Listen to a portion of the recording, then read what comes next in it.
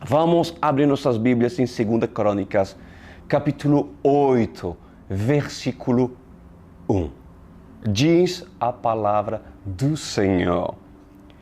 Depois de 20 anos, durante os quais Salomão construiu o templo do Senhor e o seu próprio palácio, ele construiu a cidade de Hirão, ele construiu a cidade que Hirão lhe tinha dado, e nelas estabeleceu israelitas.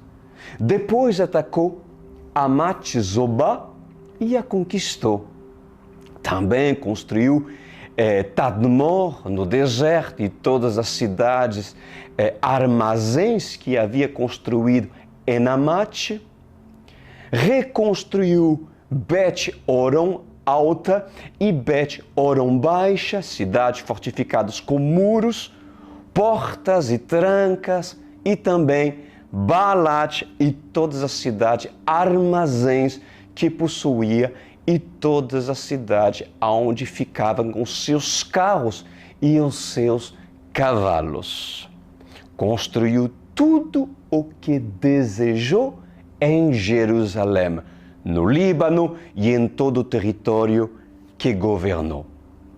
Presta atenção agora no versículo 7.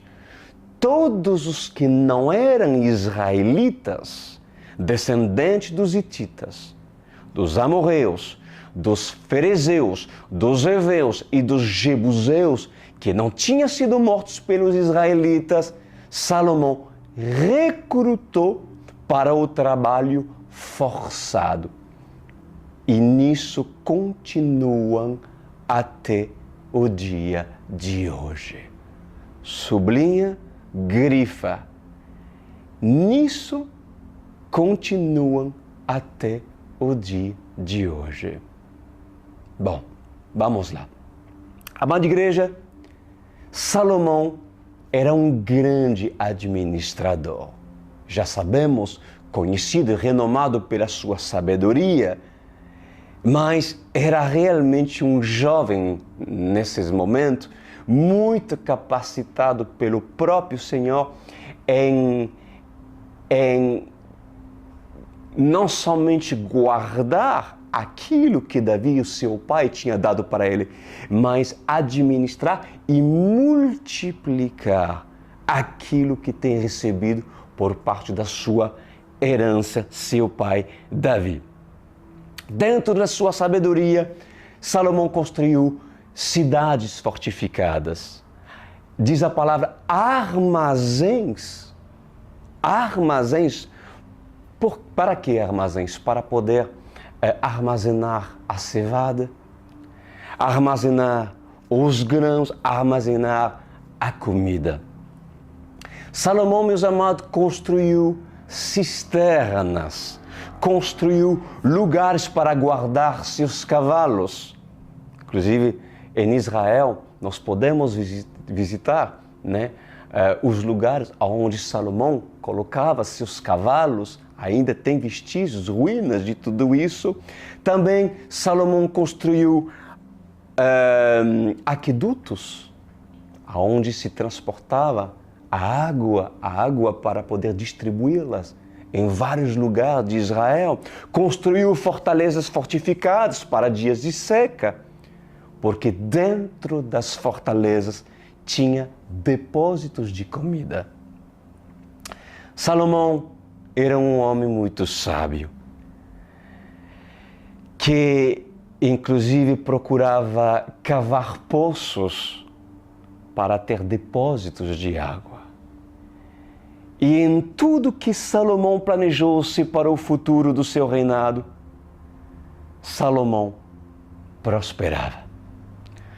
Porém, escutem isso, porém, até os dias de hoje, os trabalhadores são escravos de Salomão. Vamos entender por que a Bíblia fala que até o dia de hoje, os hititas, os amorreus, os fariseus, os heveus e os jebuseus, que não tinham sido mortos pelos israelitas, Salomão recrutou para o trabalho forçado. vamos entender por que até o dia de hoje eles estão ainda trabalhando. Inclusive, escutem isso, igreja. Mais à frente, nós iremos ler na Bíblia que Salomão, ele colocará sobre seu próprio povo, sobre os judeus, um jugo muito forte de trabalho forçado. Porque com o passar do tempo, depois que a vaidade entrará no Salomão, pois Salomão não será mais um bom rei. E o que Salomão fez é que nos inícios ele colocou um fardo pesado sobre os hititas, sobre aqueles que não adoravam o Deus de Israel. Mas depois Salomão mudará e colocará também um fardo, um peso muito pesado de trabalho forçado sobre os próprios israelitas. Agora, eis a pergunta. Os judeus de hoje, que são escravos de um trabalho forçado, aonde eles estão? Os judeus de hoje. Aonde estão os israelitas vivos nos dias de hoje que estão fazendo esse trabalho forçado? Aonde eles estão? Aonde os israelitas que hoje estão vivos estão fazendo trabalhos forçados? Entre na casa de um israelita de hoje, de um atual judeu, e observam suas crianças como elas são forçadas a leituras de um livro. Como as crianças de uma família judeu, que são judeu verdadeiro, são forçados a doutrinas humanas. Como elas são forçados à religiosidade, porque o jugo da religiosidade é pior do que um trabalho de um escravo. Pois os religiosos que estão a lamentar no muro das lamentações fazem dos seus filhos e da descendência de Israel escravos, como assim está sendo escrito, como assim está escrito nas Escrituras. Como assim, pastor Cris? Trabalho forçado? Me explica melhor.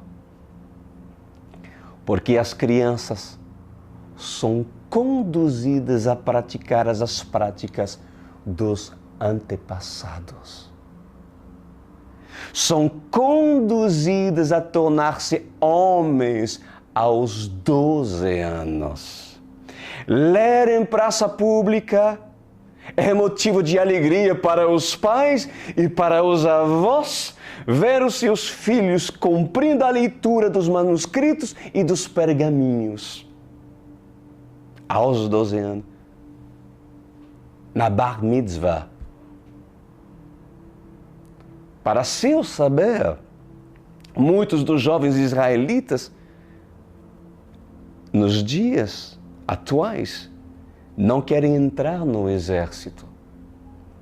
Muitos não querem deixar os seus cabelos crescerem. Não querem. Muitos não querem usar o kippah, que é aquela toca que eles colocam, os judeus, né? Muitos não querem usar vestes longas e andar pela praça de Jerusalém se gabando ser um mini fariseu. A juventude de hoje, muitos não querem isso. Pois o peso da religiosidade para alguns é um trauma. É um trauma e é trabalho de escravo. É uma decisão forçada que os pais, que os avós, que os pais estão colocando como fardo para os seus filhos. Isso é a realidade hoje daquilo que se vê e que se encontra em Israel. Pois eu vos falo que assim também é para muitas pessoas que estão nos assistindo hoje.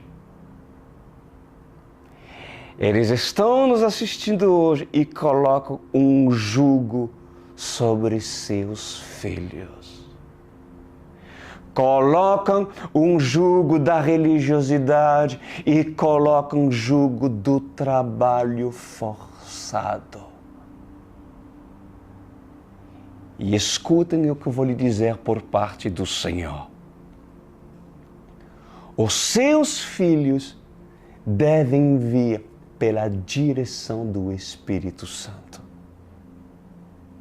Porque se o homem não convence, o Espírito Santo é o único que é capaz de convencer os seus filhos.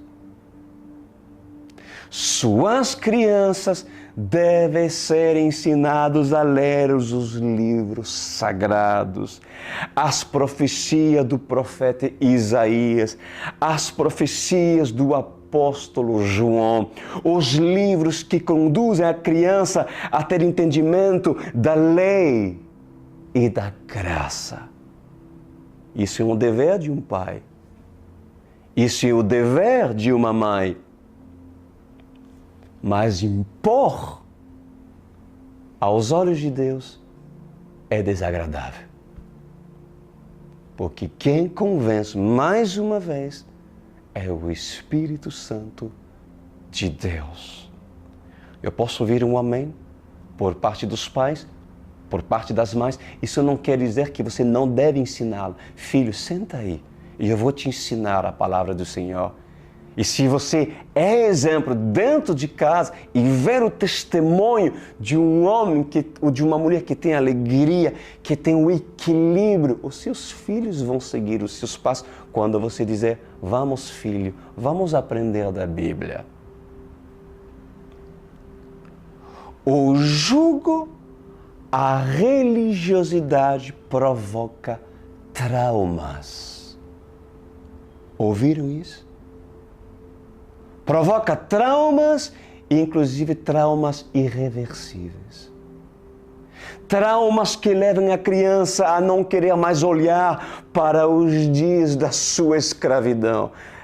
Pai e mãe, eu não quero saber mais nada sobre a igreja. Pois eu vos digo nessa noite que há doutrinas de homens que obrigam logo de pequenininho as meninas colocar véu, a colocar véu sobre suas cabeças, sentar ao lado da congregação. Essa doutrina humana ensina os rapazes a colocar ternos e sentar do outro lado da congregação. Nessa doutrina, jogo de esportes não são permitidos porque certamente eles olham para a Grécia antiga e esses dizem: esse esporte foi criado pela deusa Diana. Então, nós não faremos nenhum esporte porque é pecado. Se coloca cabelo curto, a mulher tira o seu véu, porque o cabelo da mulher é o seu véu. Então, cobre a moça com véu. Que a moça com véu seja coberta. Se é solteira, véu branco. Se é viúva, véu negro.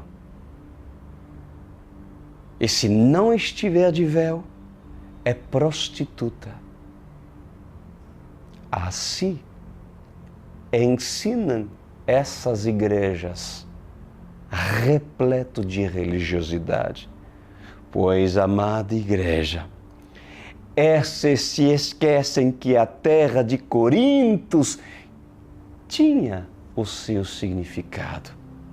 Que também Atenas também tinha o seu significado. Mas Por que as mulheres eram separadas na época? As judias se vestiam de uma maneira, as gregas se vestiam de outra maneira e as romanas também se vestiam de outras maneiras. Então, por que as mulheres foram orientadas no templo, onde os homens falam, a ficarem quietas, a não falarem? Está na Bíblia. Porque esses usam esse versículo para colocar um jugo. Por que foram induzidos nas cartas,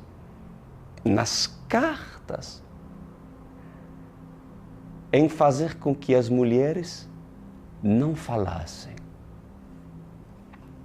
Porque as mulheres na época falavam muito alto, gritavam nos templos e causavam escândalos, principalmente quando se tratava de assuntos da comunidade, de assuntos como, por exemplo, falta de água, falta de comida ou falta de trabalho.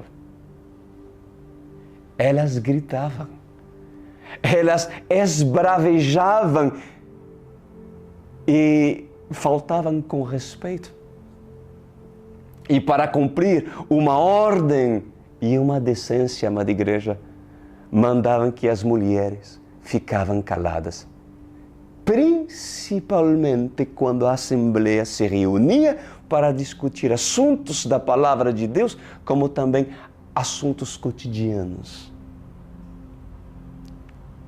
As prostitutas do templo Afrodite, elas tinham suas marcas.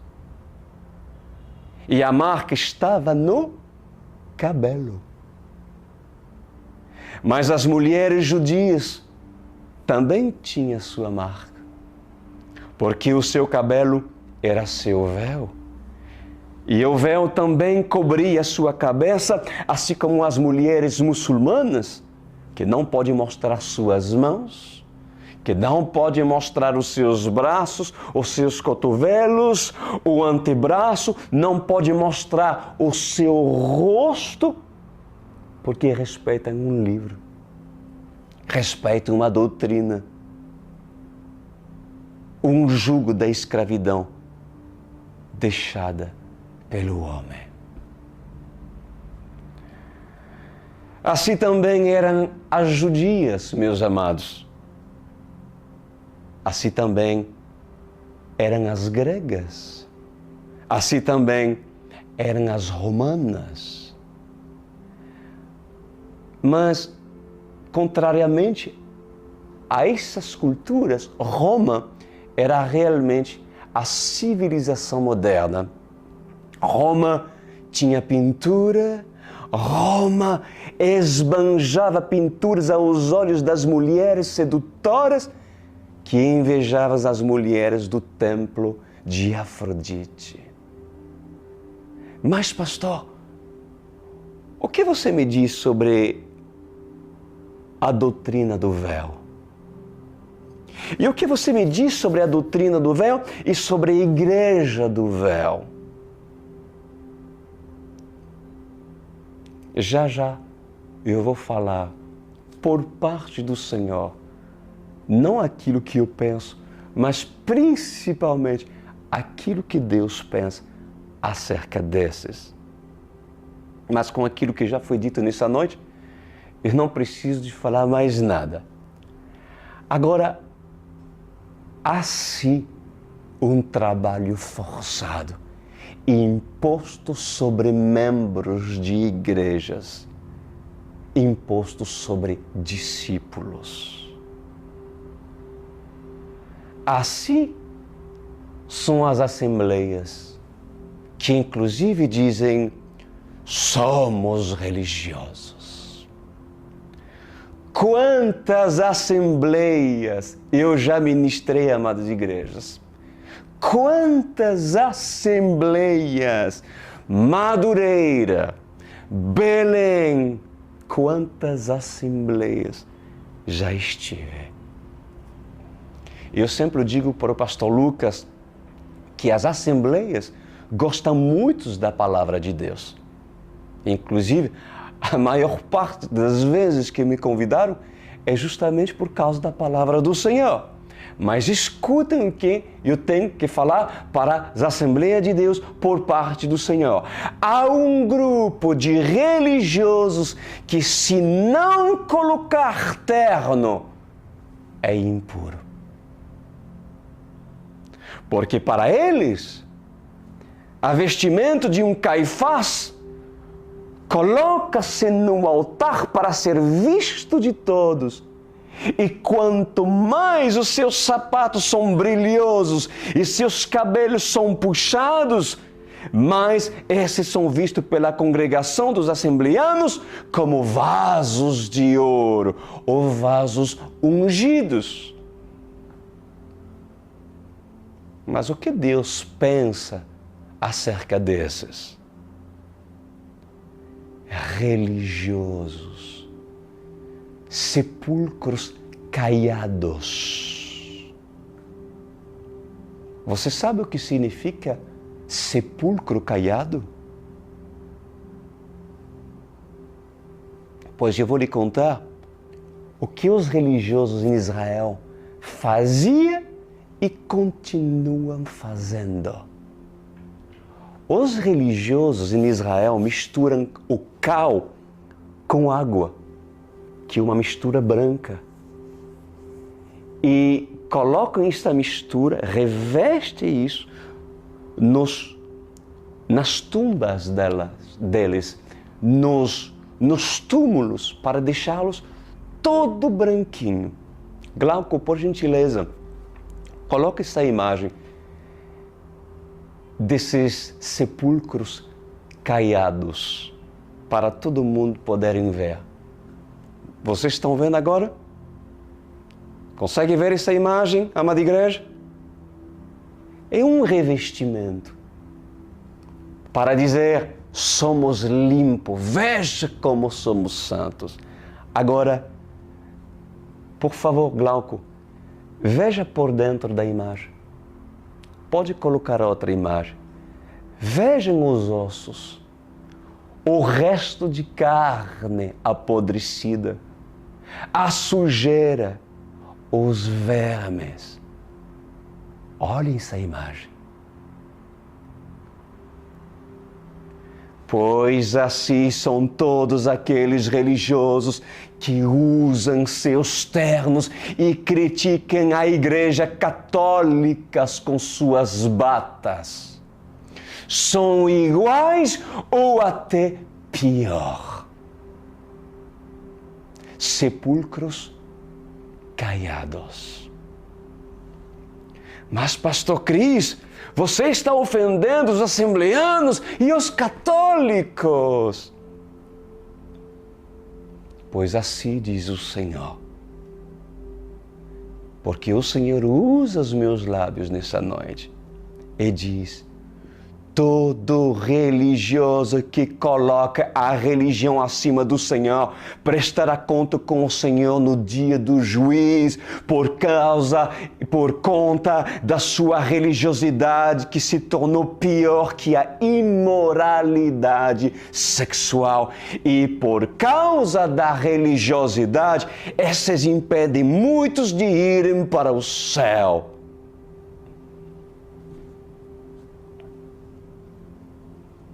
Assim também e a igreja do véu. Eu não estou aqui, meus amados, para ser um político na frente de uma câmera, e eu não vou me calar perante o sistema de Caifás. Escutem bem. Se o sistema de Caifás tiver de vir contra mim, então prepare-se também para ir contra as duas testemunhas. Querem saber por quê? Porque as duas testemunhas vão denunciar esses hipócritas e raças de víboras. Se João Batista estivesse nos dias de hoje, talvez seria cancelado por muitas igrejas que talvez planejavam convidá-los para ele pregar. Mas um João Batista, que é João Batista, jamais deixará de falar as palavras verdadeiras.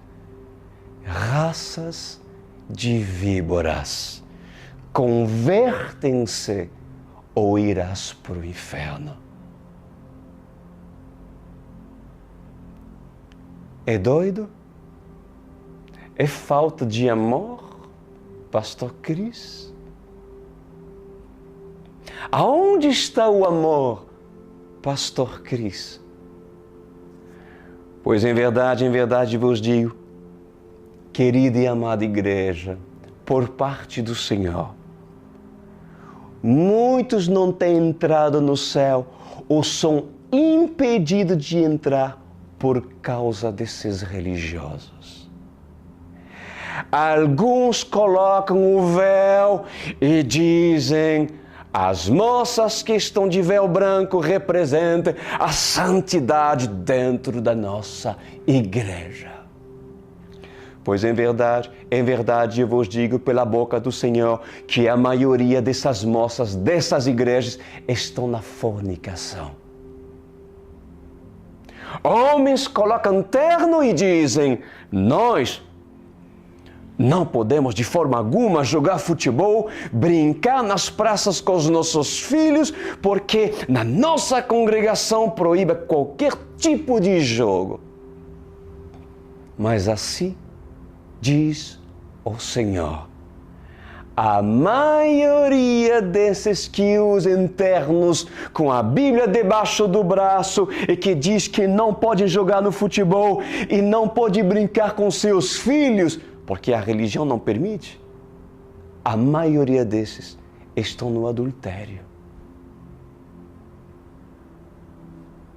O que é mais grave? Um jogo de futebol ou um adultério? Cortar o cabelo ou a fornicação? O que é mais grave? Pois muitos colocam a Bíblia debaixo do braço e sobem em praças públicas para fazer com que suas vozes sejam altas, para que todos ousem e dizem: somos religiosos. Mas batem as suas esposas.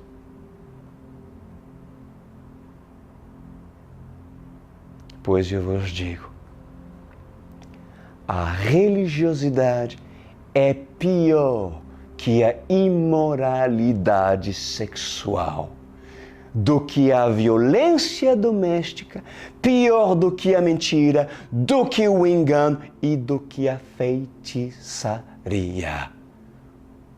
Sabe por quê? Porque o religioso, ele não se converte. E ele faz com que muitos não se convertem e faz com que muitos sejam escravos. E até o dia de hoje, como está escrito no livro de 2 Crônicas, capítulo 8, versículo 8, esses são descendentes de escravos. Esses são escravos de Salomão e estão até o dia de hoje escravizando pessoas para que pessoas não sejam salvos. Isso é o pior. Isso é o mais cruel. Quando entro numa igreja dessa e eu vejo a crueldade de um sistema que impede pobres e ignorantes que são endoctrinados por uma doutrina humana e que muitas das vezes há pessoas ingênuas que procuram a verdade, mas não a encontram.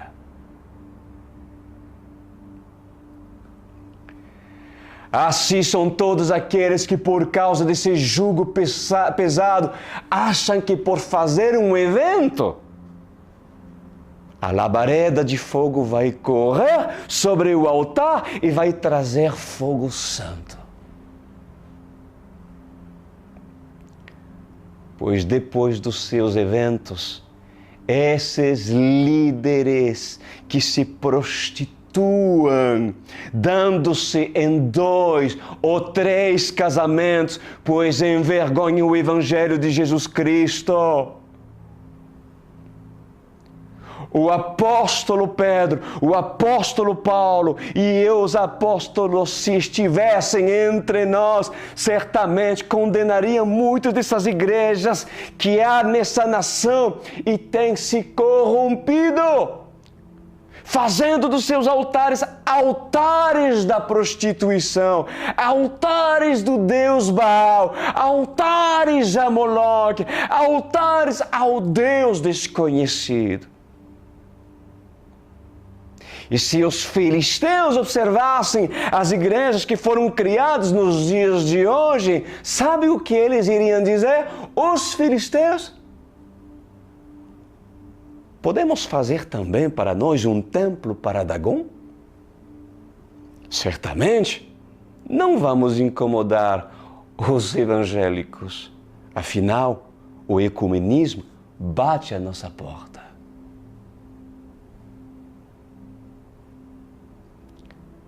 Qual é a diferença entre o candomblé, a macumbaria, a maçonaria e a igreja religiosa evangélica, que condena inclusive a idolatria católica? Qual é a diferença? Pois em verdade eu vos digo, escutem essa palavra vinda do Senhor. Esse culto hoje, anota, esse culto de hoje, essa palavra de hoje, será multiplicada ao ouvido de milhões amanhã. E digo hoje, apenas para poucas pessoas e também para você amanhã que estão me ouvindo: arrependei-vos, raça de víboras. Vocês religiosos hipócritas que colocam saias e fiquem a observar aquelas que não usam saias e julgam e condenam.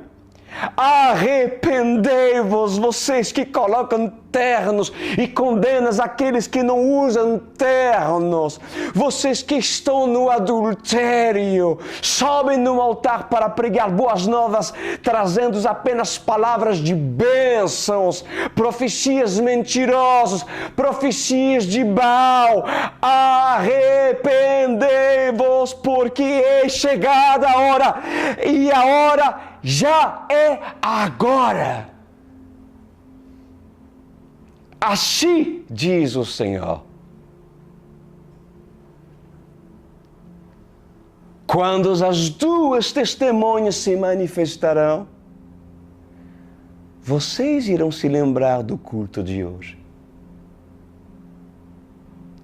Porque as minhas palavras serão lembradas nos dias em que as 2 testemunhas irão sair, perambular sobre a terra, aterrorizando os religiosos, aterrorizando os políticos, os falsos profetas, os falsos líderes e as nações da terra. Pois em verdade, eu vos digo, pode passar tudo, mas essas palavras não irão passar. O Senhor vai fazer justiça através dessa palavra que está sendo pregada nessa noite. Assim diz o Senhor. Essa palavra tem peso.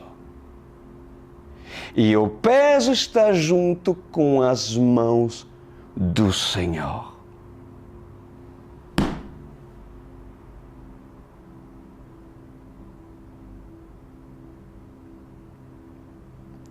Versículo 9.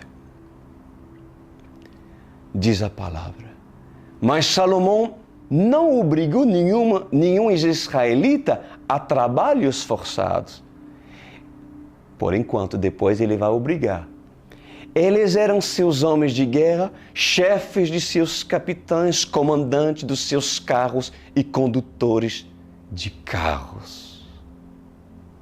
Pois eu vos digo, escuta, ninguém é obrigado à escravidão.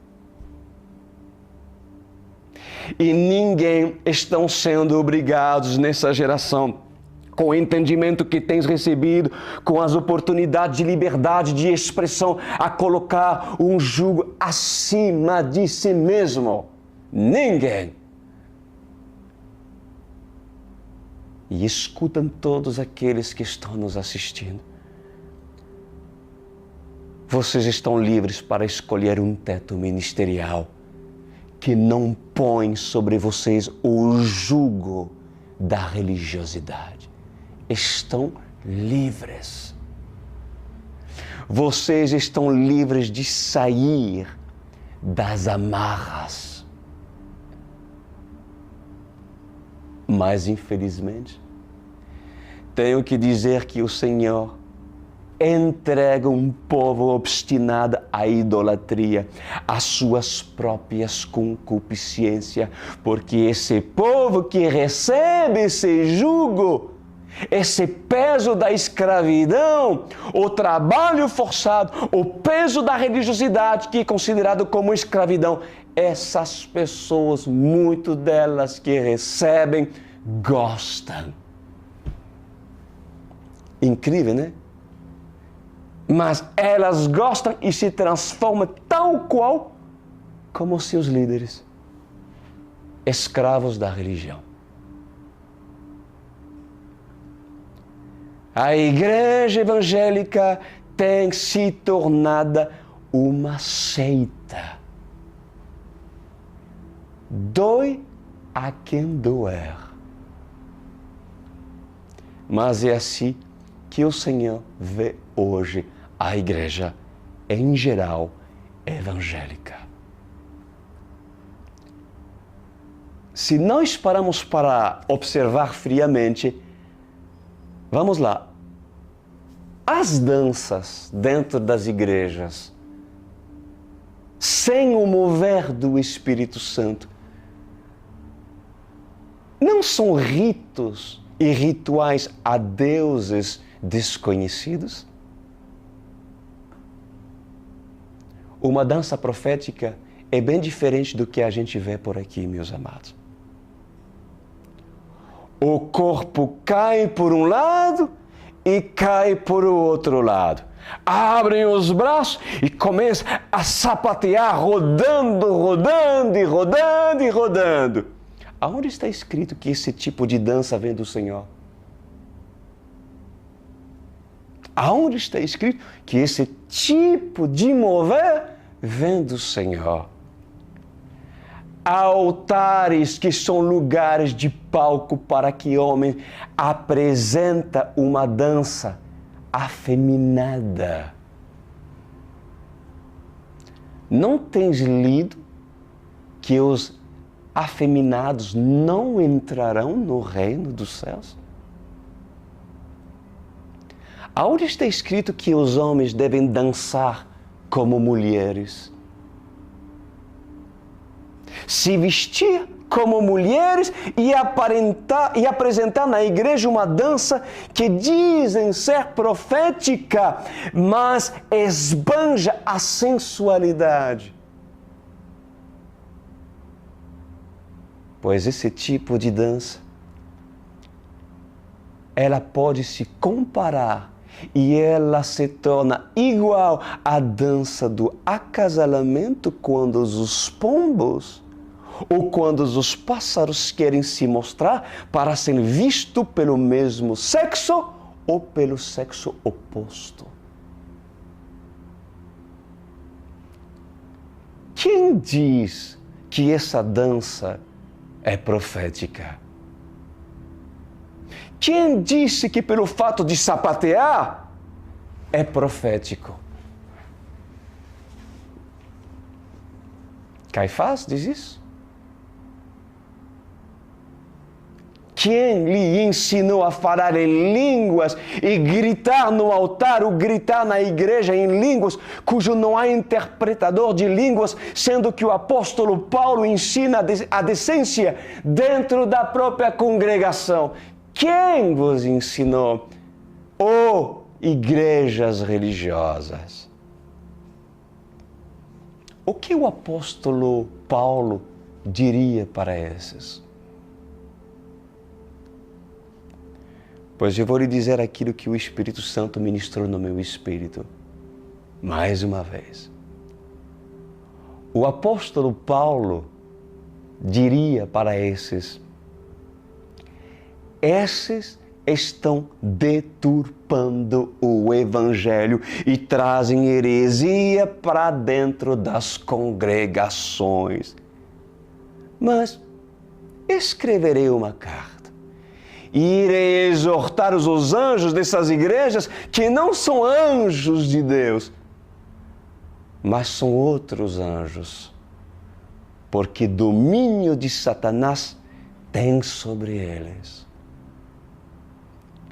Se o apóstolo Paulo estivesse entre nós, as cartas a Éfeso, as cartas que foram direcionadas a Esmia, a carta que foi direcionada a Laodiceia, a Pérgamo, a Sardes, a Tiatira, também haveria uma carta para essas igrejas evangélicas cujo espírito da sensualidade está se apoderando delas. Porque não são anjos de Deus, mas sim anjos caídos que estão no controle dessas igrejas. Isso seria exatamente aquilo que o apóstolo Paulo diria. Agora pergunta para mim, o que João Batista, pastor Cris, iria dizer entrando nesses templos de homens, se comparando a mulheres dançando no altar? O que João Batista iria dizer quando pastores fazem dos altares centro de palanque e debates com políticos? O que João Batista e pastor Cris iria dizer para esses quando ver tamanha religiosidade cujos os linhos finos dessa época são de cortes italianos e não mais de judeu? O que João Batista iria dizer para esses homens que colocam essa capa de religiosidade e as mulheres que assumem os lugares dos homens? Mulheres cujo não tem cabeça nem sobre sua casa ou muito menos dentro da igreja. O que João Batista diria?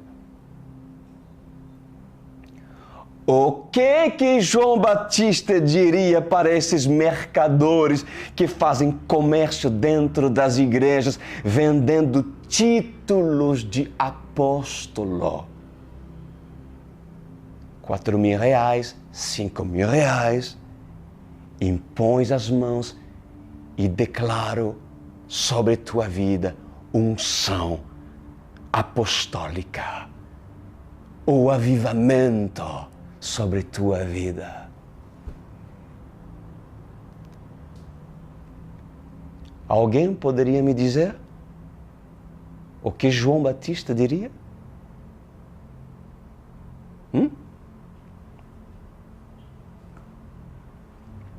Vocês conhecem João Batista? O profeta João Batista?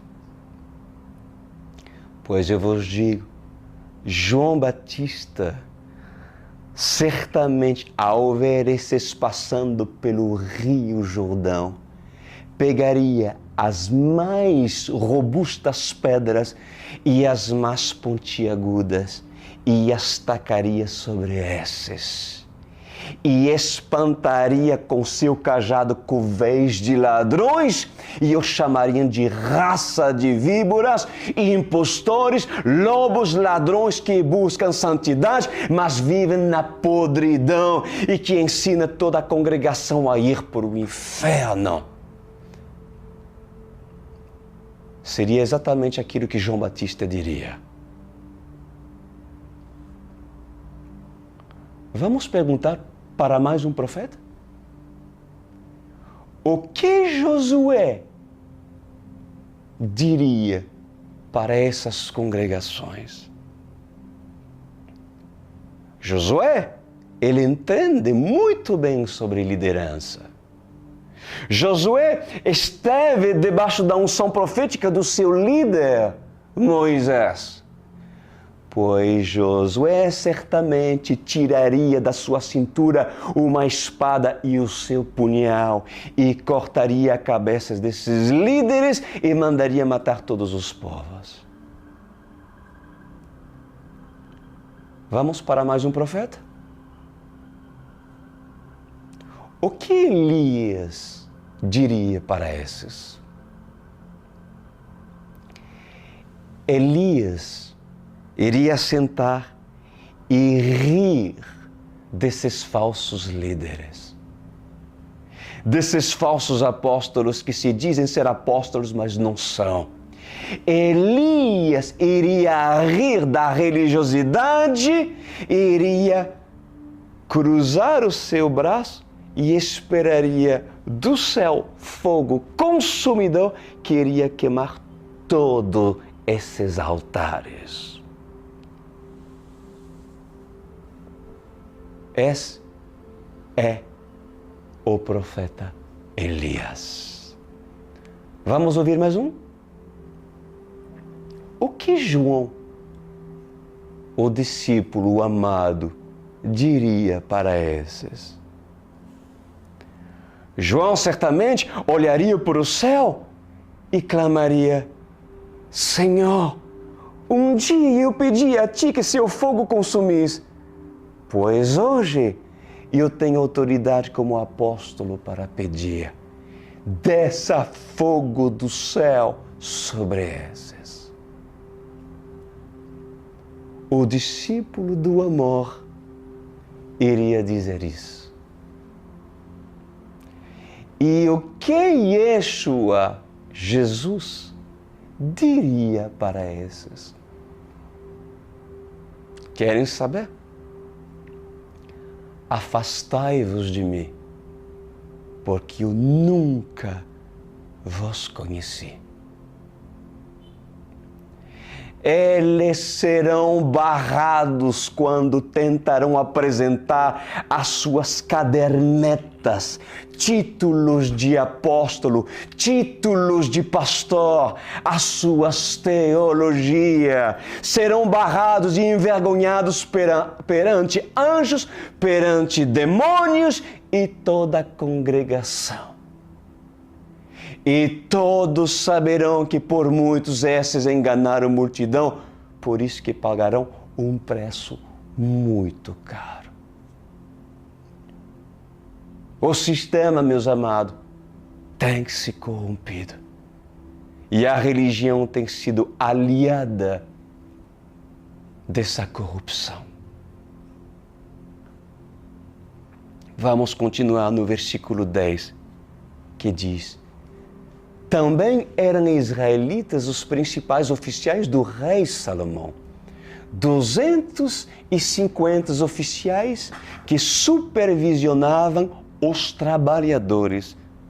Salomão levou a filha do faraó da cidade de Davi para o palácio que ele havia construído para ela, pois dissera: minha mulher não deve morar no palácio de Davi, rei de Israel, pois os lugares aonde entrou a arca do Senhor são sagrados. Ai, já começou o desvio de Salomão, que casou com uma egípcia. Sabendo que ela trazia consigo os ídolos, Salomão pensou, eu não posso colocá-la aonde está a arca. Então, vou colocar a minha mulher, que eu escolhi, fora, longe daquilo que é sagrado. Salomão sabia o que era certo e o que era errado. O líder que conhece a palavra de Deus sabe o que é errado. Salomão sabia sobre os lugares sagrados construídos, mas mesmo assim tomou posse da mulher que não deveria tomar. Mesmo assim, Salomão trouxe uma egípcia para dentro do arraial e a egípcia trouxe seus costumes e a Egito também trouxe seus ídolos. Pois maior culpa um líder tem por justamente ter conhecido a verdade e não pratica. Esse se torna maldito e amaldiçoado é o seu reinado e a sua liderança. Versículo 12. Sobre o altar do Senhor, que havia construído diante do pórtico, Salomão passou a sacrificar holocausto ao Senhor. Ou seja, mesmo começando a se desviar, Salomão continuava a sacrificar holocausto. Olha isso. Conforme as determinações de Moisés acerca das ofertas diárias e dos sábados, das luas novas e das 3 festas anuais, a festa dos pães sem fermento, a festa das sementes e a festa das cabanas. De acordo com uma ordem do seu pai Davi, designou os grupos dos sacerdotes para as suas tarefas e os levitas para conduzirem o louvor e ajudarem, os sacerdotes, conforme as determinações diárias. Também designou por divisões os porteiros das várias portas, conforme o que Davi, homem de Deus, tinha ordenado. Todas as ordens dadas pelo rei aos sacerdotes e aos levitas, inclusive as ordens relativas aos tesouros, foram seguidas à risca. Foram seguidas à risca. As ordens de Salomão foram seguidas, de novo, por favor, repete, à riscas. Posso continuar? Versículo 16. Todo o trabalho de Salomão foi executado desde o dia em que foram lançados os alicerces do templo do Senhor até o seu término. Assim foi concluído o templo do Senhor. Depois Salomão foi a Ezion-Geber e a Eliate, no litoral de Edom. E Irão enviou-lhe navios comandados por seus próprios marinheiros, homens que conheciam o mar. Eles navegaram com os marinheiros de Salomão até Ofir e de lá trouxeram 15.750 quilos de ouro para o rei Salomão. Já termino. Mas antes, amada igreja, quando um líder é reconhecido por aquele que é liderado, então aquele faz a risca. Aquele obedece à risca. São obedientes, são sinceros, são determinados a honrar sua liderança. Inclusive, assim era o povo que estava debaixo da autoridade de Salomão. Mas ali está, Salomão começou a errar. O início do desvio de Salomão. Enquanto os homens faziam trabalho honestamente e direito, Salomão trouxe uma mulher egípcia para dentro do seu palácio. Meu Deus! Salomão começou a se desviar. A riqueza estava surgindo. Pois o recado que eu trago para aqueles que são empresários, para todos aqueles que são líderes e têm seus ministérios, e que têm projeção de crescimento, até mesmo dentro da igreja. Cuidado com a autoridade e poder que vocês recebem. Muito cuidado.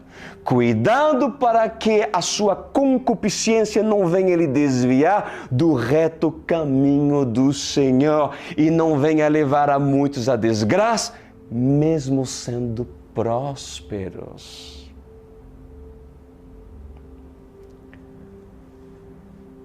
Pois aqui foi o início da queda de Salomão. A sua ambição dos olhos em mulheres estrangeiras. A sua ambição não estava no ouro, a ambição de Salomão não estava na prata, mas na luxúria do prazer carnal. E começou Salomão a sair do reto caminho, mesmo apresentando sacrifícios e holocaustos no templo do Senhor. Eu sei que o Senhor falou para muitos religiosos. Por quê? Porque o Senhor deseja dar oportunidade, até mesmo para Caifás. Mesmo que ele venha rasgar as suas vestes e dizer: quem é esse que se coloca na posição de juiz para nós julgar? Quem é esse blasfemador estrangeiro, francês, que vem no nosso país a profetizar e se levantar contra nós, sendo que inúmeras vezes nos convidamos ele na nossa congregação? Pois por amor àqueles cujo um dia talvez eu conheci, por amor a esses, eu vos digo: salvem-se. Salvem-se do fardo de Caifás, do peso da religiosidade. Não se intimida. Ah, mas eu nasci lá. Tudo bem, mas não morrerás lá. Porque a palavra do Senhor veio a ti nessa noite. Feche os seus olhos. Pai amado, que haja arrependimento, que haja mudança de atitude, que todos aqueles que reconheceram a sua voz e a autoridade pelo qual os meus lábios se mexeram para falar aquilo que proveio de ti, venha se arrepender e venha procurar e buscar a partir de hoje a viver segundo a sua palavra, a viver segundo os seus princípios, jogando fora o fardo da religiosidade. Lhe agradecemos por essa palavra. Amém e amém. Eu convido nessa noite todo o sinédrio, cujo Caifás era o seu chefe, de vocês entrarem na OSCE. Se de verdade essas palavras os convenceu por intermédio do Espírito Santo, as portas estão abertas. Entre na OSCE. Entre na OSCE. Eu te aguardo. Vocês estão vendo o QR Code? Se tem um celular, aproxima o teu telefone e faça o seu cadastro. Se não, entra no meu site, no cristuran.com.br,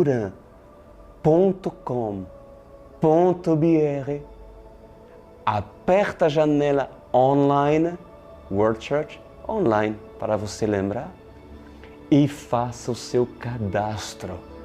Eu irei ler e te aguardo.